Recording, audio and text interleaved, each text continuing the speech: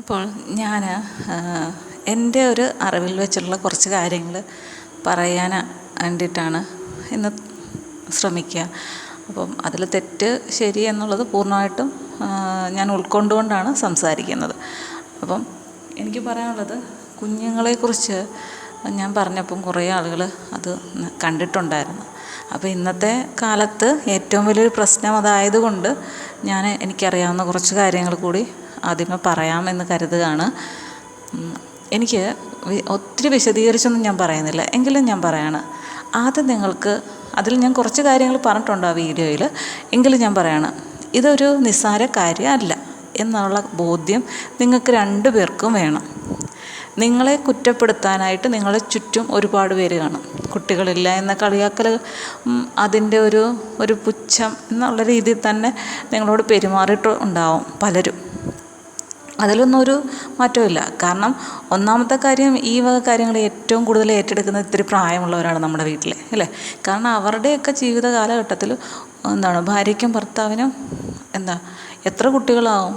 ഒരു മിനിമം ഒരു 5-6 കുട്ടികളൊക്കെയാണ് മാക്സിമം എന്ന് പറയുമ്പോൾ അതിൽ കൂടുതലാണ്. അപ്പോൾ അങ്ങനെ വലിയ കുടുംബങ്ങളാണ് ഉണ്ടായിരുന്നത്. പക്ഷേ ഇന്നത്തെ കാലത്ത് ഒരാളെ കിട്ടുക എന്ന് പറയുന്നത് തന്നെ വലിയൊരു കാര്യമായി മാറിയിരിക്കുകയാണ്. അപ്പം പഴയ ആൾക്കാരുടെ ജീവിതശൈലി എന്താണ്, അത് ഞാൻ ആദ്യം പറയുകയാണ്. അവരെങ്ങനെയാണ് ജീവിക്കുന്നത്? ആ 2 പേർക്കും ജോലി കാണും. മിക്കവാറും കൃഷിപ്പണിയായിരിക്കും. അവരെന്ത് ചെയ്യും? അവർക്ക് ഉറങ്ങാനും ഉണരാനും കൃത്യസമയമുണ്ട്. ഇന്നത്തെ പോലെ TV, സീരിയൽ, സിനിമയോ ഫോണോ ഒന്നും അവർ നോക്കിക്കൊണ്ടിരിക്കുന്നില്ല. അന്നത്തെ കാലത്ത് അതൊന്നുമില്ല. അവരെന്താണ് അവരുടെ ജീവിതം? അത് നമ്മൾ കുറച്ച് കാര്യങ്ങൾ കണ്ടുപഠിക്കേണ്ടതാണ് ആദ്യമേ. അത് നമ്മുടെ ജീവിതത്തിലേക്കും ഇങ്ങനെ ബുദ്ധിമുട്ടുന്നവർ അതൊക്കെ കുറച്ച് ശ്രദ്ധിക്കണം. അതിനാണ് ഞാൻ ആദ്യമേ ഇതിനെക്കുറിച്ച് പറയുന്നത്. പഴയ കാലത്ത് ആളുകൾ ജോലിക്ക് പോകുന്നു.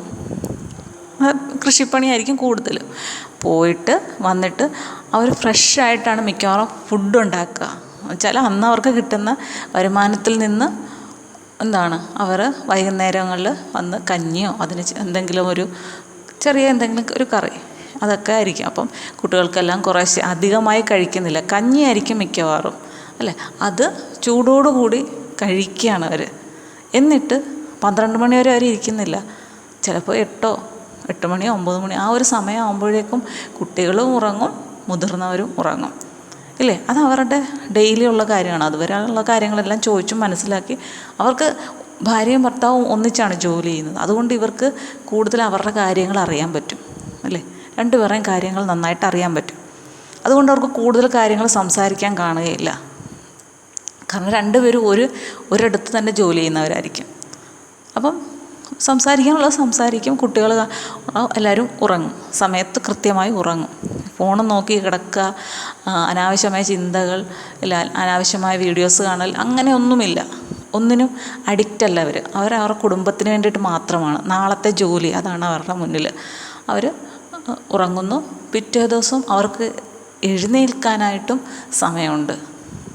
4 മണിക്ക് തൊട്ട് ഉള്ള സമയത്ത് എഴുന്നേൽക്കുന്നവരുണ്ട്. 6 മണിയെന്നാകുമ്പോഴത്തേക്കും എല്ലാവരും സ്വന്തം ജോലിയൊക്കെ തീർത്തിട്ട് ജോലിക്ക് പോകാനായിട്ടുള്ള വെളുപ്പിനെ എണ്ണിട്ട് എല്ലാം ഒതുക്കി, അല്ലേ, ജോലിക്ക് പോകാനുള്ള തയ്യാറെടുപ്പിലായിരിക്കും. അവർ കൃത്യമായിട്ട് ഉറങ്ങുന്നു, കൃത്യസമയത്ത് ഉണരുന്നു. അതുപോലെ തന്നെ അവർ കഴിക്കുന്ന ആഹാരം നല്ല പ്യുവർ ആയിട്ടുള്ള ആഹാരമായിരിക്കും, അല്ലേ? പഴയ കാലത്തെ കാര്യങ്ങളൊക്കെ മിക്കവാറും എല്ലാവർക്കും അറിയാം.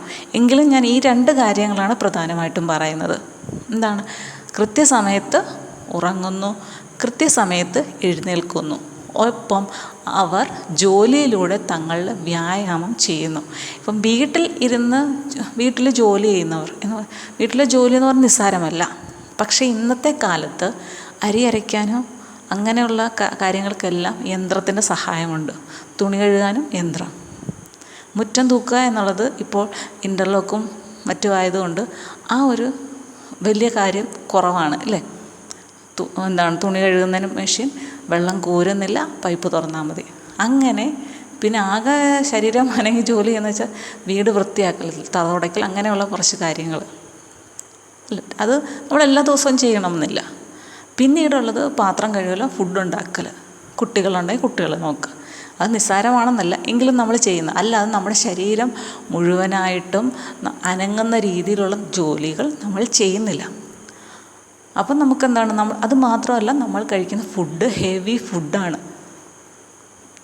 നന്നായിട്ട് എരിവുള്ളതും ഉപ്പുള്ളതും ഒക്കെയാണ് കൂടുതലും കഴിക്കുക.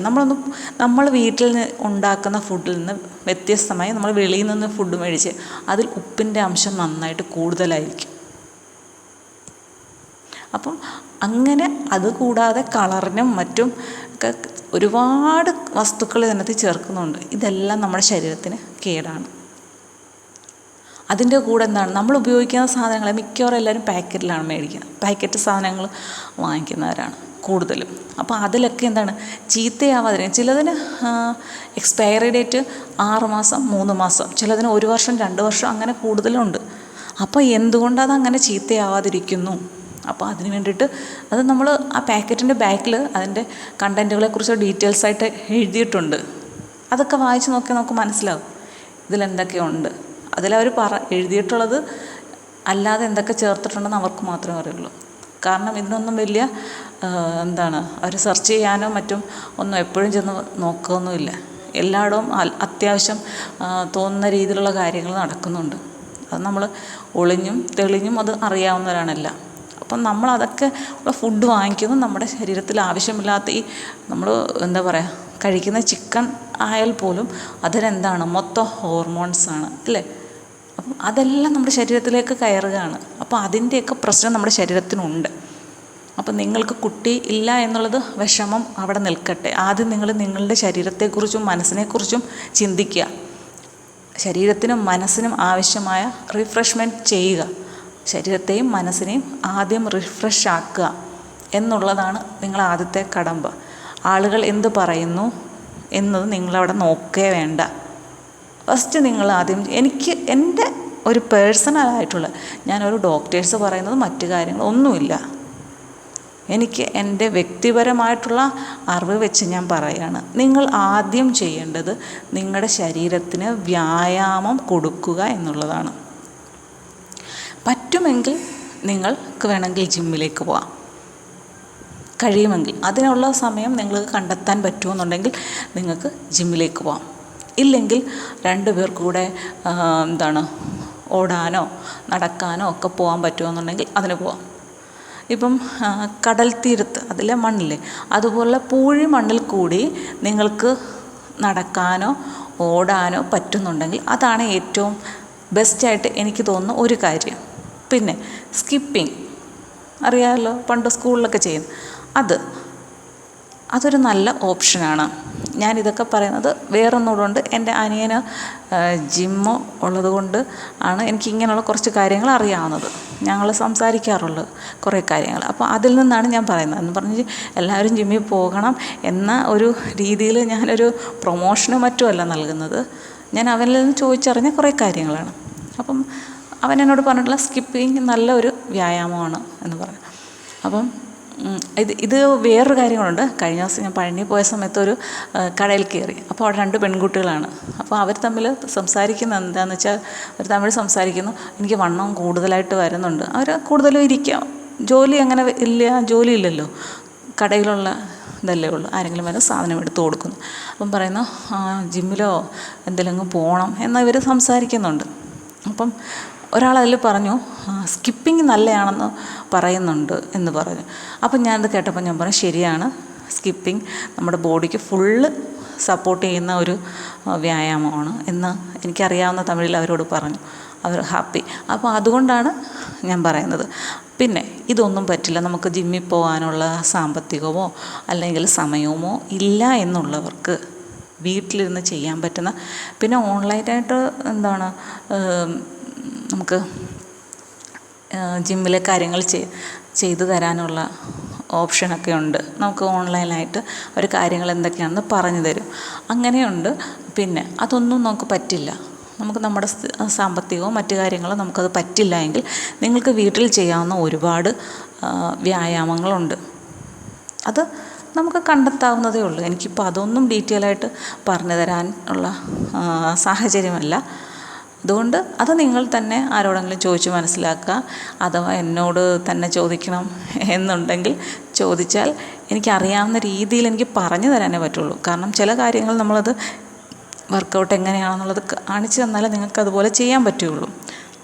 അതുകൊണ്ട് അതൊന്ന് ശ്രദ്ധിക്കണം. നമുക്കങ്ങനെ ഒരു വ്യായാമം ചെയ്യാം, നമുക്ക് കുട്ടിയെന്നുള്ളത് ആവശ്യമാണ്, മസ്റ്റാന്ന് തോന്നുന്നവർക്ക് ഫസ്റ്റ് നിങ്ങൾ ഈ വ്യായാമം എന്നുള്ളത് ചെയ്യണം. അത് ആവശ്യമുള്ള കാര്യമാണ്. അതിൻ്റെ കൂടെ നിങ്ങൾ ഈ വ്യായാമം ചെയ്യുന്നതിന് മുമ്പ് നിങ്ങളുടെ ഏജ് എന്താണെന്ന് എനിക്കറിയില്ല. അപ്പം നിങ്ങൾക്ക് എന്തെങ്കിലും മറ്റസുഖങ്ങളുണ്ടോ എന്നും അറിയില്ല. അപ്പം തീർച്ചയായിട്ടും ആദ്യമേ നിങ്ങളുടെ വലിയ ഹോസ്പിറ്റലൊന്നും പോകണമെന്നില്ല. എല്ലായിടത്തും ഉണ്ട് പഞ്ചായത്തിൻ്റെ ഹോസ്പിറ്റലും മറ്റു കാര്യങ്ങളും, അല്ലെങ്കിൽ പ്രൈവറ്റായിട്ടോ. അവിടെ നിങ്ങൾ സ്വാഭാവികമായിട്ടും ഒരു ഡോക്ടറിനെ കാണുക. കണ്ടിട്ട് നിങ്ങളുടെ ശരീരത്തിൻ്റെ അവസ്ഥ എന്താണെന്ന് അത് മനസ്സിലാക്കുക. ഏതൊക്കെ വ്യായാമങ്ങൾ നിങ്ങൾക്ക് ചെയ്യാൻ പറ്റും എന്നുള്ള കാര്യത്തെക്കുറിച്ചും ഒന്ന് ചോദിച്ച് മനസ്സിലാക്കുക. ഹെവി ആയിട്ട് ചെയ്യാൻ പറ്റുമോ അല്ല സിമ്പിളായിട്ട് ചെയ്താൽ മതിയോ എന്നുള്ളത് കാര്യം ചെയ്യണം. അപ്പം ഇതാദ്യം ചോദിച്ച് ഡോക്ടറിനോട് ഓക്കെ പറഞ്ഞതിന് ശേഷം ഒന്നുകിൽ ജിമ്മിൽ പോകാം, അല്ലെങ്കിൽ നിങ്ങൾക്ക് വീട്ടിൽ നിന്ന് ചെയ്യാൻ പറ്റുന്നത് കാര്യങ്ങൾ നിങ്ങൾ ചെയ്യുക. ഇതുവഴി നിങ്ങളുടെ മിക്കവാറും ഹോർമോൺസിൻ്റെ പ്രശ്നങ്ങളെല്ലാം ഏകദേശം ലെവലായി വരും. അങ്ങനെ നമ്മൾ വർക്കൗട്ട് ചെയ്യുന്നതിന് മുമ്പ് നിങ്ങൾ എന്തായാലും പുറത്തേക്ക് ജിമ്മിൽ പോകുന്നില്ല എന്നുണ്ടെങ്കിൽ തീർച്ചയായിട്ടും നിങ്ങളുടെ 2 പേരുടെയും വെയിറ്റ് നോക്കുക. വെയിറ്റ്, ഷുഗർ, പ്രഷർ, കൊളസ്ട്രോൾ ഇതൊക്കെയാണല്ലോ പ്രധാനമായിട്ടും. തൈറോയിഡ് എന്നുള്ളത് മുഖ്യമായ ഒരു കാര്യമാണ്, അതും നോക്കുക. ഇതൊക്കെ നമുക്ക് നിസ്സാര പൈസ കൊണ്ട് ചെയ്യാവുന്ന കാര്യങ്ങളുള്ളൂ. ഇത്രയും ചെയ്ത് നോക്കുക. അതിനൊപ്പം നിങ്ങൾ നന്നായി വ്യായാമം ചെയ്യുക. ഏതായാലും ഇത്രയും നാളായില്ലേ നിങ്ങൾക്ക് ഒരു കുഞ്ഞിന് വേണ്ടി കാത്തിരിക്കുന്നു. ഇനി 1-2 മാസം കൂടെ നിങ്ങൾ ഈ ഒരു വ്യായാമം എന്നുള്ള രീതിയിൽ ചെയ്യുക. ചെയ്തിട്ട് ഓരോ മാസം കൂടുമ്പോൾ ഒരു മാസമാകും, ഒറ്റ മാസം വെയിറ്റ് ചെയ്താലും മതി. ഒറ്റ മാസമാകുമ്പോൾ നിങ്ങൾ കറക്റ്റായിട്ട് ഒന്നുകൂടി ഇതെല്ലാം ചെക്ക് ചെയ്യുക. വെയിറ്റ് ഉൾപ്പെടെ, വെയിറ്റാണ് ആദ്യം നോക്കേണ്ടത്. വെയിറ്റ് ഉൾപ്പെടെ നോക്കുക. അതിനുശേഷം അപ്പോൾ നിങ്ങൾക്ക് കുറവുണ്ട്, നിങ്ങൾക്ക് വ്യത്യാസം നമ്മുടെ ശരീരത്തിന് വന്നിട്ടുണ്ട് എന്നുണ്ടെങ്കിൽ നിങ്ങൾക്ക് ഒരു പകുതി ശതമാനത്തിൽ കൂടുതൽ വിജയിച്ചു എന്നുള്ളതാണ്. 100-ൽ 50-ന് മുകളിൽ നിങ്ങൾക്ക് ഒരു വിജയ ശതമാനം കിട്ടി എന്നുള്ളതാണ് എനിക്ക് മനസ്സിലാക്കാൻ പറ്റുക. ചേഞ്ച് ആവണം. അതുപോലെ തന്നെ ഫുഡ് നിങ്ങൾ കഴിക്കുമ്പോൾ നല്ല ഫുഡ് മാത്രം കഴിക്കുക, വെളിയിൽ നിന്നുള്ളത് കഴിക്കാതിരിക്കുക. അത്യാവശ്യം നിങ്ങളുടെ വരുമാനത്തിനനുസരിച്ച് കഴിക്കാൻ പറ്റുന്ന ഫുഡുകൾ നല്ലത് ഫ്രൂട്ട്സോ വെജിറ്റബിൾസ് അതൊക്കെ നന്നായിട്ട് കഴിക്കുക. നിങ്ങളുടെ അസുഖത്തിനനുസരിച്ചുള്ള ആഹാരം പേടിച്ചുകൊണ്ടൊന്നും കഴിക്കുകയോ കഴിക്കാതിരിക്കുകയോ ചെയ്യണ്ട. അത് നമ്മൾ അതിനാണ് ഞാൻ പറഞ്ഞത് ആദ്യം തന്നെ ഡോക്ടറിനെ ഒന്ന് കണ്ടിട്ട്, മറ്റുള്ള ഡോക്ടറിനെ ഒന്നും കാണാൻ പോകണ്ട.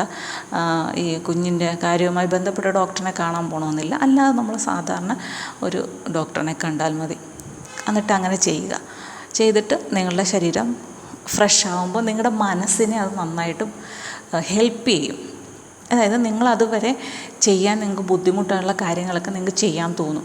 നിങ്ങളുടെ മനസ്സിന് ഒരു മുരടിപ്പ് അല്ലെങ്കിൽ ഒരു അലസതയൊക്കെ ഉണ്ടല്ലോ, അതൊക്കെ മാറാൻ തുടങ്ങും. നമ്മുടെ ശരീരം ഫ്രഷ് ആകുന്നതിനനുസരിച്ച് നമ്മുടെ മനസ്സും മാറാൻ തുടങ്ങും. അങ്ങനെ 2 പേരും നല്ലൊരു മൈൻഡിലെത്തും. അപ്പോൾ ചിലപ്പോൾ 1 മാസം കൊണ്ട് നിങ്ങൾക്ക് സുഖമായിട്ടത് പറ്റും.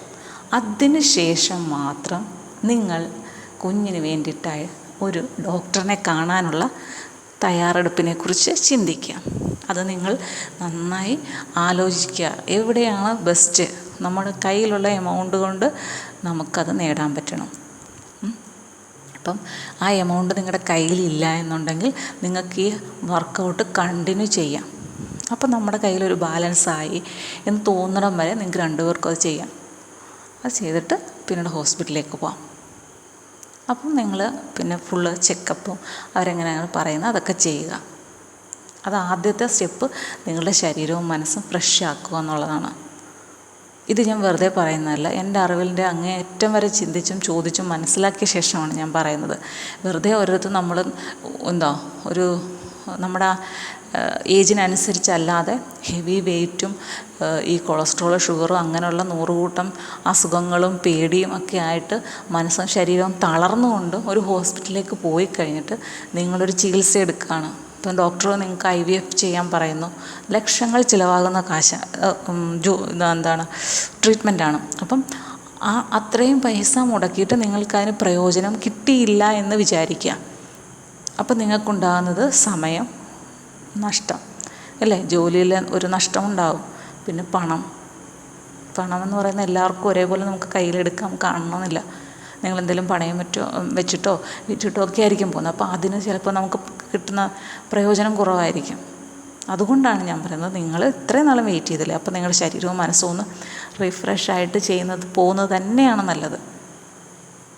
അത് ഒരുപാട് പേരുടെ അനുഭവത്തിൽ നിന്ന് ഞാൻ മനസ്സിലാക്കിയതാണ്. കാരണം എൻ്റെ അനിയൻ ഇങ്ങനൊരു സ്ഥാപനം ഉള്ളതുകൊണ്ട് ഞാൻ അവരോടും സംസാരിച്ചതിന് ശേഷമാണ് നിങ്ങളോട് പറയുന്നത്. കാരണം ഇപ്പം ഒരുപാട് പേര് ജിമ്മിൽ വരുന്നുണ്ട്. എല്ലാവരുടെയും പ്രശ്നം ഇതാണ്, ഈ ഓവറായിട്ടുള്ള വെയിറ്റ്, തടി മൊത്തം പ്രശ്നമാണ്. സ്ത്രീകളുടെയൊക്കെ പ്രശ്നങ്ങൾ കേട്ട് കഴിഞ്ഞാൽ നമ്മളിങ്ങനെ അന്തിച്ചു പോകും. എൻ്റെ അനിയൻ എന്നോട് പറയുന്നത് വണ്ണം അത് വേണ്ട. എനിക്ക് കുറച്ച് നിർദ്ദേശങ്ങളൊക്കെ ആൾ തരും. അതൊക്കെ ഞാൻ പാലിച്ചു പോകാറുണ്ട്. അത്യാവശ്യം ഞാനത് മെയിൻറ്റെയിൻ ചെയ്യുന്ന ആളാണ്. പിന്നെ കുഞ്ഞിച്ചിരുടാകുമ്പോൾ ഞാൻ എൻ്റേതായിട്ടുള്ള വർക്കൗട്ടുകൾ വീണ്ടും സ്റ്റാർട്ട് ചെയ്യണം എന്നുള്ള രീതിയിൽ നിൽക്കുകയാണ്. അപ്പോൾ അതങ്ങനെ നിന്നോട്ടെ, അതെൻ്റെ കാര്യം. അപ്പം ഇത് ആദ്യം നിങ്ങൾ ശ്രമിക്കാം. പിന്നെ നിങ്ങൾക്കിപ്പം കുട്ടികളായില്ല എന്ന് വിഷമിക്കുന്നവരാണെങ്കിൽ ഇങ്ങനെ ഒരു മാറ്റം നിങ്ങളുടെ ജീവിതത്തിലേക്ക് ഈ വ്യായാമം മൂലം വന്നാൽ ഒരു പക്ഷേ നിങ്ങൾക്ക് നല്ലൊരു സമയമാണ് എന്നുണ്ടെങ്കിൽ വേറെ ഒരു ട്രീറ്റ്മെൻറ്റിനും പോകാതെ തന്നെ നിങ്ങൾക്ക് ചിലപ്പം സ്വാഭാവികമായ ഒരു കുഞ്ഞുണ്ടാവാം. തീർച്ചയായിട്ടും. അത് എൻ്റെ ഹസ്ബൻഡിൻ്റെ ഒരു സുഹൃത്ത്. അപ്പോൾ അവർക്ക് ആദ്യം ഒരു കുട്ടിയുണ്ട്. രണ്ടാമത്തെ കുട്ടിക്ക് വേണ്ടിയിട്ട് വെയിറ്റ് ചെയ്തിട്ട് കുഞ്ഞുങ്ങളാവാഞ്ഞിട്ട് പിന്നെ ഇവർ രണ്ടുപേരുടെ ജിമ്മിൽ പോയതിന് ശേഷം അവർ വേറെ ഹോസ്പിറ്റലൊന്നും പോയല്ല, അവർക്ക് നാച്ചുറലായിട്ട് രണ്ടാമതൊരു കുട്ടിയായി. രണ്ടുപേരും പോയി. അപ്പോൾ അതിൻ്റെയൊക്കെ അടിസ്ഥാനത്തിലാണ് ഞാനിത് പറയുന്നത്. പിന്നെ എൻ്റെ അനിയനോടും ചോദിച്ചു മനസ്സിലാക്കിയതിന് ശേഷം. അതുകൊണ്ട് ഇതിൽ വേറെ ഒന്നും നിങ്ങൾ വിചാരിക്കേണ്ട. മനസ്സുണ്ടെങ്കിൽ നിങ്ങൾക്കൊപ്പം ഈശ്വരനെ നിൽക്കും. അല്ലെങ്കിൽ ഒരു ശക്തി ഉണ്ടല്ലോ, ആ ശക്തി നിങ്ങൾക്കൊപ്പം നിൽക്കും. അതേ വേണം എന്ന് ആഗ്രഹിക്കുന്നത്. നിങ്ങൾ ആരെങ്കിലും നിങ്ങൾ കളിയാക്കുന്നുണ്ടെങ്കിൽ അതൊന്നും നിങ്ങൾ കാര്യമായിട്ട് എടുക്കുകയേ വേണ്ട. ഇതൊന്ന് ചെയ്ത് നോക്കൂ. ഓക്കെ.